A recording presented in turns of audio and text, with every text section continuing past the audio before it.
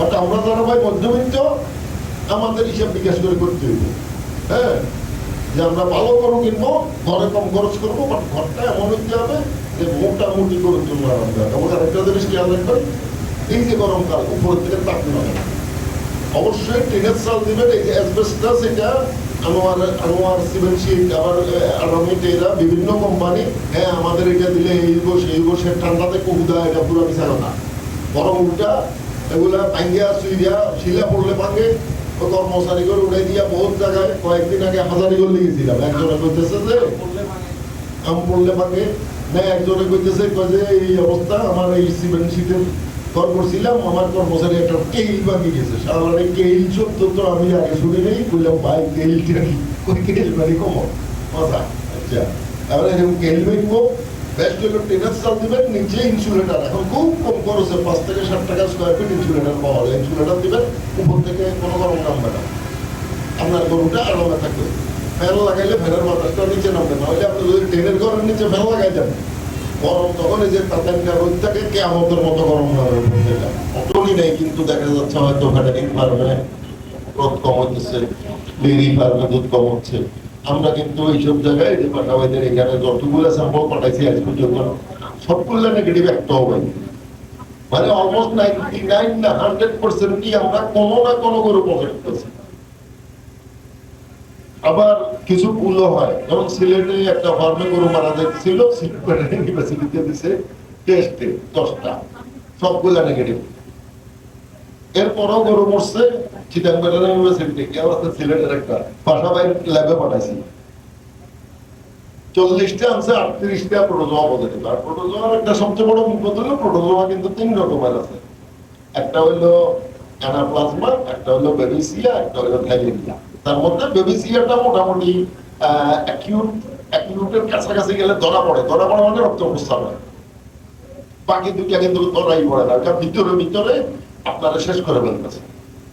অতএব আপনারা যারা শহরের আশেপাশে আছেন, ওনারা গরু কেনার সাথে সাথে সমস্ত গরুর ব্লাড স্যাম্পল দরকারের পাশাপাশি সাথে যোগাযোগ করবেন, সাথে এদের সাথে যোগাযোগ করবেন।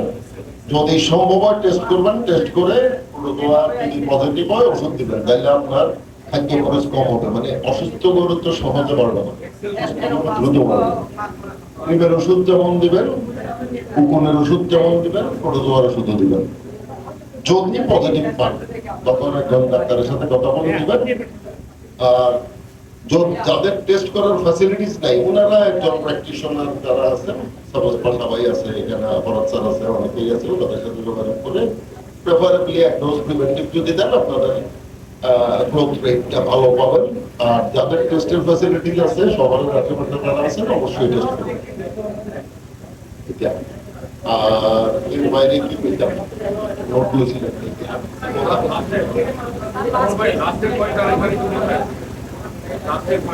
প্রোটোজোয়া। ও, আপনারা শহরের আশেপাশে যারা আছেন, আমরা চিটাগাংয়ের ফার্মাররা কিন্তু আসলে খুবই সৌভাগ্যবান, যেহেতু ইউনিভার্সিটি আছে। হ্যাঁ, এবং ইউনিভার্সিটিতে কিছু আন্তরিক লোক আছে। যেমন আমরা পাশাপাশি অনেক কিছু, অনেক ডিপার্টমেন্ট উনি নাই, উনি ওনার ডিপার্টমেন্টে, কিন্তু আমরা কিন্তু বিভিন্ন ডিপার্টমেন্টে যেমন পাশাপাশি কাছে হেল্প চাই যে ভাই এইটা দরকার, একটু বলে দেন। হ্যাঁ, আপনারা যারা শহরের আশেপাশে আছেন, প্রোটোজোয়ার জন্য গরু, নতুন গরু আনার সাথে সাথে প্রোটোজোয়া টেস্টে পাঠাবেন। টিমের ওষুধ তো দিয়ে দিবেন, ওটা টেস্ট করার দরকার নাই।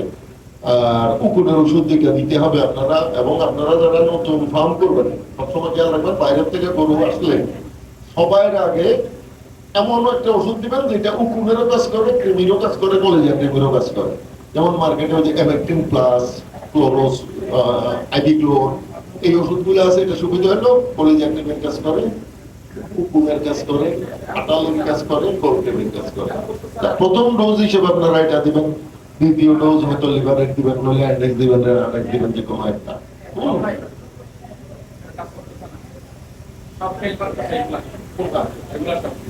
কিছু হইলেও পারে, আপনার জন্য হইলেও তো পারে। হ্যাঁ, উকুনের জন্য হইলেও তো করে। আচ্ছা, আমরা যেমন এই জন্য বাইরের থেকে যখন নতুন গরু আনি, তখন যেটা করি যে আমরা এক ডোজ এমন ভাবে দেওয়ার চেষ্টা করি, প্রথম ডোজটা যেটা উকুন, আটালি এবং ভিতরের কিছু কৃমির 100% হবে না ওগুলার মতো, ভিতরের কৃমিতে কিন্তু কিছু কাজ করে। আর উপনাটালে কিন্তু 100% চলে যাবে। যে কারণে আমাদের আপনারা ওইভাবে প্ল্যান করে কাজ করবেন।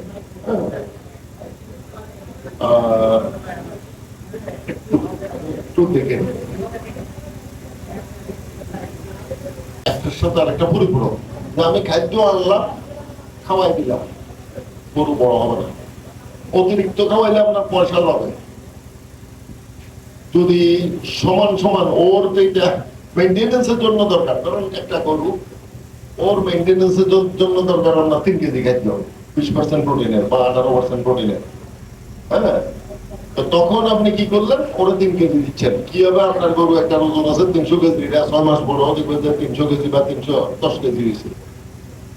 আপনার যেটা করতে হবে যে আপনার আগে এটা ডিটারমিন করতে হবে, হয় নিজে বুঝলে এখানে ওই যে নতুন ফিড এন্ড নিউট্রিশন এই টাইপের বইটি আছে, যারা পড়তে পারবেন তারা পড়বেন, যারা পড়তে পারবেন না ওনারা কনসালটেন্টের কাছে যাবেন যে আমার এই গরু এত ওয়েট এই ব্রিড।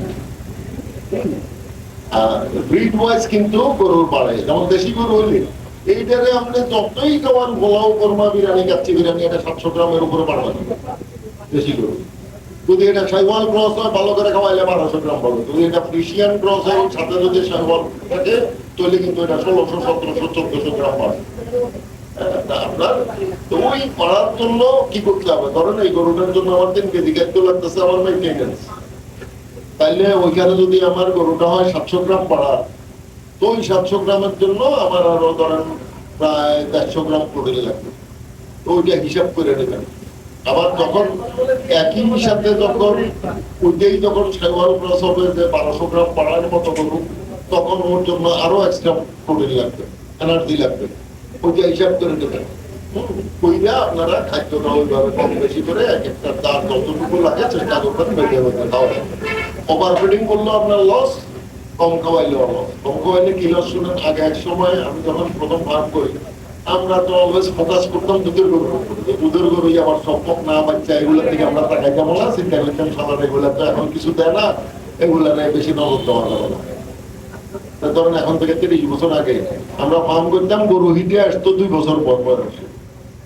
এটা 300 কেজি তো হইতো না, 2 বছর হয়তো 200-250 কেজি হইতো, 2 বছর সময় লাগতো হিটে আসতে। এরপরে একটা পর্যায়ে আস্তে আস্তে বুঝতে আমরা হিসাব নিকাশ করে খাওয়ানো শুরু করলাম। এখন কি আমাদের গরু 13 মাস 13.5 মাসে 300 কেজি বার হয়েছে। আগে যেখানে 2 বছর হয়তো 200 কেজি, এখন 13 মাসে হয় 300 কেজি। 14 মাস 14.5 মাসে আমাদের গরু আল্লাহর মতো এইটা চলে আসে কাপি মেয়ে যায়। আমি টোটাল আমরা অলমোস্ট 1 বছরের মতো আগে গেছি, শুধুমাত্র প্ল্যান ফিডিং এর কারণে, প্ল্যান করে খাদ্য খাওয়ানোর কারণে। এবং এটার জন্য আমরা কিন্তু কোনো ওষুধ আমার ফার্মে কোনো ওষুধই দিই না, আমি কোনো ভিটামিন কিচ্ছু দিই না। শুধুমাত্র আমরা ওই ব্রিডিং এর আগে ডোজে দিচ্ছি, তাও হিটে যখন আসার সময় হয় বাচ্চা দেওয়ার সাংকেত পার হইলে এছাড়া আমরা কোনো ওষুধই করতে দিলাম। অনেকে আছে না যে গাভী নেওয়ার পরে 7 মাসের পরে এই ওষুধ সেই ওষুধ, ফেসবুক খুললেই দেখবেন ওষুধ। হ্যাঁ, টিকেট মাইনাস, তারপরে বিকট্রিট, বহুত রকমের ওষুধ খাওয়ায়। ভাই আমি কিছু খাওয়াই না, আমি কিন্তু তাড়াতাড়ি খাওয়াই, গাছ খাওয়াই, সামান্য ফল খাওয়াই। আপনারা খাদ্য দিয়া যেটা হবে এটা ওষুধ দিয়া হবে না। উদা ওষুধের পিছনে পয়সা খরচ করবেন। হ্যাঁ, এমনি মনে হইতেছে ওষুধ একটার দাম 200 টাকা, এরকম সারা বছর হিসাব করেন না, দেখবেন কত হাজার টাকা চলে আসছে। অতএব ফার্ম করতে হবে হিসাব নিকাশ করে, উল্টা পাল্টা করা যাবে না। যেই গরু যতটুকু খাদ্য লাগে, আবার ওই যে তখন একটু ছুটে গেছে, যদি একই গরু যদি ফ্রিশিয়ান ক্রস হয় তখন ওইটা দেখবেন আরেকটু বেশি বাড়বে, ওর খাদ্য আরেকটু বেশি লাগবে। এগুলো সব হিসাব নিকাশ করে একদম কনসালটেন্টের কাছে গিয়া ওনাকে তো 5,000 টাকা ফি দিলেন, কিন্তু আপনার দেখা যাবে যে খাদ্য পয়সা যাবে প্রতি মাসে 10,000 টাকা। এইটাকে আপনার লাভ না লস, আপনি একবার দেবেন 500 টাকা, মাসে বাদ 10,000 টাকা। যারা প্র্যাকটিস করে, যেমন পাঠাবাই প্র্যাকটিস করে, বাচ্চা প্র্যাকটিস করে, এইখানে মসজিদ মামার প্র্যাকটিস করে, অথবা ইউনিভার্সিটিতে নিউট্রিশন আছে, নিউট্রিশনিস্ট আছে, নিউট্রিশন ডিপার্টমেন্টে ওনাদের কাছে যাবেন, গেলে আপনারা সহযোগিতা পাবেন এবং সবকিছু করার চেষ্টা করবেন প্রফেশনালি। নিজে নিজে পাশের জন ভুল করলে আপনিও ভুল করবেন। আগে আমি যখন প্রথম ফার্ম করতে আসছি, পাশের জনরা জিজ্ঞেস করছি, উনি খুব খাওয়ায়, আমিও খুব চাল দিয়ে খাওয়ানি শুরু করছি। কারণ তখন আমার কাছে আমার পাশের জন হইলে সবচেয়ে জ্ঞানী। একটা পর্যায়ে ভুল বানছে, আমরা অনেক কিছু কারেকশন করছি। অতএব পাশের ফার্মের উপরে বেশি নির্ভর করবেন না, প্রফেশনালদের কাছে যাবেন। এবং চিটাগংয়ের আশেপাশে যারা আছেন ভেটেরিনারি মেডিসিন প্রতিটা বিষয়ের উপরে বিশেষজ্ঞ আছে, এবং ওনাদের খুব বেশি, অনেকে আছে টাকাই দিবে না, অনেকের হয়তো 500 টাকা 1000 টাকা ফি দিতে হয়, এর চেয়ে বেশি লাগবে না। টোটাল আপনি যদি 2 বিষয়ে পরামর্শ দেন হয়তো 1-2 হাজার টাকা খরচ হবে, এর বেশি না। কিন্তু আপনাদের জন্য আপনি 5-10 টাকা বাঁচিয়েছেন। অতএব যা করার প্রফেশনালি করবেন। ধন্যবাদ। তোমরা দেশের আসল নায়ক, বলবে বিশ্ববাসী।